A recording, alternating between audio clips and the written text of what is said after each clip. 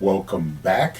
It is Bones, and today let's take a quick look at some customs that I've been working on that I don't think I will ever make a full video on.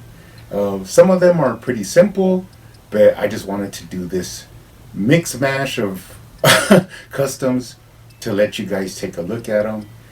So I'll start from like the ones that weren't really a big deal to the ones that actually took me a lot more work. Now you might have seen some of these if you follow me on Instagram, but I have yet to actually show them to you guys, so I thought we'd go ahead and knock that out today. So up first we do have the Flashpoint Flash, Unmasked, but I did go ahead and paint the neck with a skin tone color, so that way it would be a little bit more accurate to how it usually looks in the comics when he pulls down his masked hood, because it does look a little bit weird when you have the mask down but the neck is still red. Now a big shout out goes to everybody who cried to McFarlane about wanting extra heads, because the way I collect with my own collecting habits, I do follow the rule that if there is an alternate head, then I must buy another figure to display that head. Now I've been doing this since the Mattel days, so it's nothing new to me, but I do prefer when McFarlane goes ahead and puts an alternate head with a completely separate body. That way I don't have to go back and buy an extra body. So I did end up having to buy 3 Flashpoint Flash, one to keep in box for my collection, and one to display the masked head. Now I have heard a lot of people say that you can use the other head you would have left over, the unmasked one, for Aquaman, but besides it being too small, which I do not enjoy, I also already have my own classic Aquaman using the NECA Flash head, and I just feel like this head is actually Barry Allen, so it just kind of irks me, or just I can't not look at it on top of the Aquaman body and say that it's Aquaman when actually it's Barry Allen. So this one wasn't too hard. I just went ahead and matched the skin tone and let it dry, and then sealed it to not get too much paint rub. And then I put the egg sandwich in his hand to give him a little bit of pizzazz. And also, don't take it in a bad way that I said that thanks to you guys that cried for extra heads, because this is something I've always done, and it makes it a little bit of a challenge for me, so it's fine. I did, however, how I said, had to end up buying 3 of these so that I could display the alternate head. But it looks pretty good. I'm happy with it, and actually they look really nice together up on the shelf. So now I do have a unmasked Barry Allen for different purposes, or even to take different photos in different scenarios. So it's all good. Now coming in next, we do have Captain Cold. Now this is from the Page Punchers Flash Wave, another wave that I bought and I just never reviewed and never pretty much opened up all the figures. So I did go ahead and buy an extra one of these, and I actually did that with the main purpose to do this custom. I had this, in my mind that I wanted to see if I would be able to do it, and I'm pretty happy with it. It did not take long, but I did have to do a lot of chopping and cutting of the head. Now you do know the original version comes with like the masked overhead. It's even kind of like a metal mask, so I had to take all that out. Now the head that I used to make him a more traditional looking Captain Cold is actually the Mattel heavy duty James Gordon, where they gave you the masked version and the unmasked version. Now I have actually bought that figure I think like 3 times, so I definitely had an extra head laying around. I think I had used his ears like for a different custom, so it was just perfect that I had a head that was already kind of chopped up, and I chopped it to fit. It actually fits, and you still do retain articulation. And I did go ahead and add his goggles. Now his glasses, are the Carrie Kelly glasses. I just repainted them And actually, you could still see through them. So if you look really close, you could still see his eyes underneath the glasses. But I thought they did look pretty good for, just a real quick kick bash of making a unmasked Captain Cold. Now the costume is pretty traditional. We'll go ahead and bring out the DC Universe Classics, which is, kind of my inspiration of why I did this. Now, hopefully in the future we get a McFarlane official release of an unmasked Captain Cold. But for now, this actually works for me. Looks really good. As I said, you do retain articulation so you could move him around. I did give him a cold blaster. I think it's a gun I took from a Mattel figure and just painted it up a little bit. But it actually does look really good. And here you could see him, next to the Flash. So I thought that was an awesome little quick custom that I did. Nothing too difficult, nothing too spectacular, but I am actually pretty happy with him. So all in all, that's a unmasked Captain Cold from a Page Puncher figure. Pretty cool. I could always do a repaint and add a little bit more of a lighter blue and some different grays to match up more like this color scheme. Add some yellow as well, but I may do that in the future. I may not. But for a placeholder as a comic Captain Cold, this guy works pretty good. So happy with that one. Now we have this bad boy right here, and this is my unmasked Bruce Wayne from Hush. Now I did actually have an extra Hush body from when I made my custom black Hush. I know it's coming out, but mine is a little bit, the colors are a little bit different from the version that's going to come out, so I'm still fine with having that custom black Hush.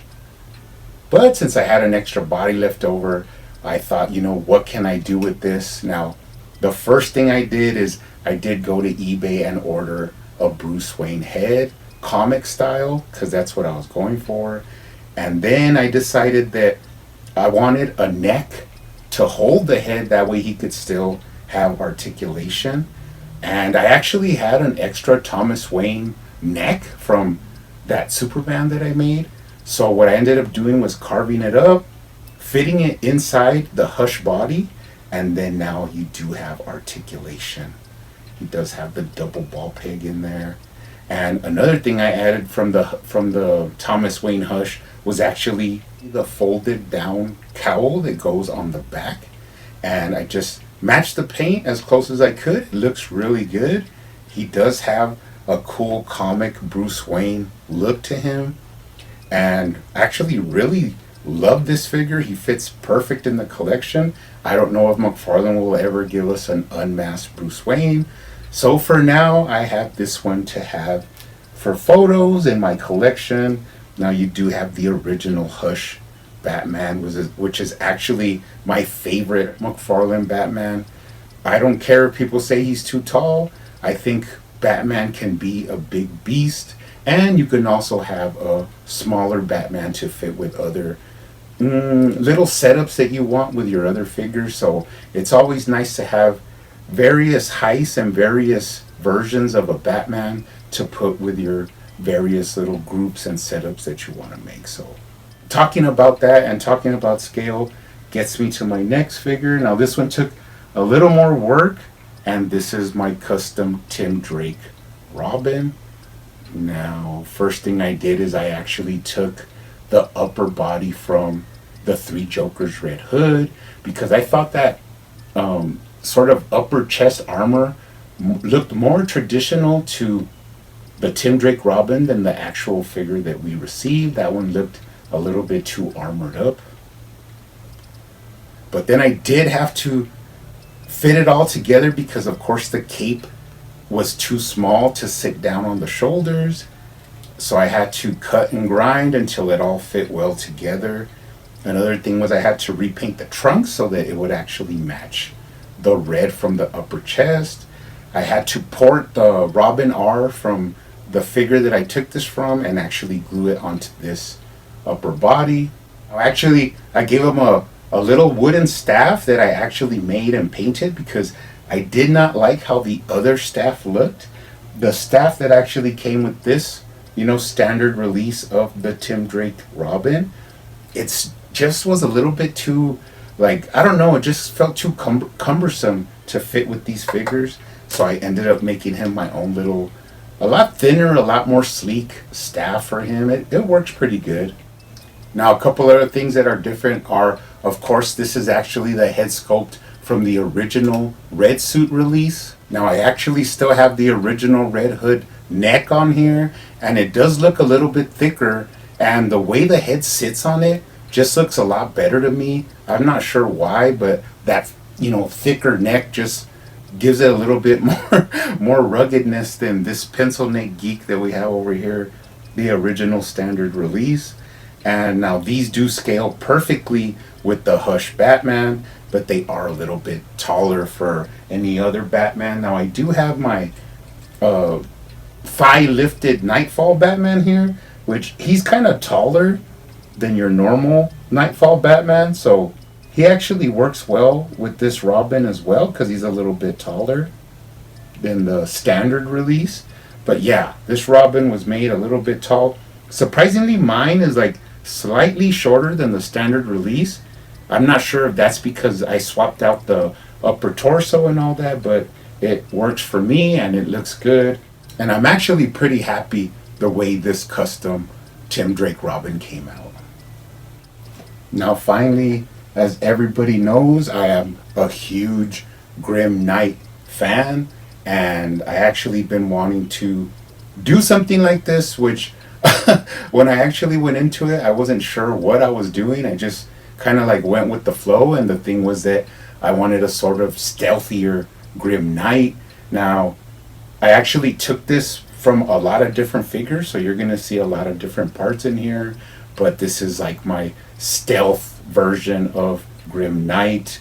Now, first off, the head, of course, is from Grim Knight, and then you have the cape from the Batman 1000, and then you have the upper torso and the thighs from the Battinson Batman, and then you have the arms and the lower legs of, what's his name, Soul Taker, that Spawn, like kind of rat catcher looking character, and also I have the gun from him as well. Now this was a real, Frankenstein piece of work where I had to cut and chop and mix parts and make sure they fit, and he is an awesome figure. I love this guy. I love how the boots are, more of a sculpted out ankle joint boot than the old Grim Knight, the original Grim Knight. We know he has the boots that kind of have that chopped up look to them, which I was never a big fan of. But the main part was to get this covered up, I think they're called baklavas, that snipers use. And you can actually see the remnants of that part on this Grim Knight. It's actually just around his neck. But if he were to pull it up, it's actually what's supposed to cover his face. Now I actually love this figure. This is an awesome custom Grim Knight figure. Added some pouches, like where the Battinson came without his, grapnel. I added some pouches there. And this is just a more stealthy looking, Grim Knight. Now you can remove the face covering and actually show, the Grim Knight face on here. But I love this figure. This one was a little bit more, of a test to get made, but he is an awesome figure. Love this guy. Just wanted to show him off really quick because I don't think I would ever make a separate video for each one of these, but really happy the way these customs came out, even though they're pretty simple and quick, but some do take a lot more work. But you guys keep hunting out there, keep collecting, keep customizing, and I will see you on the next one.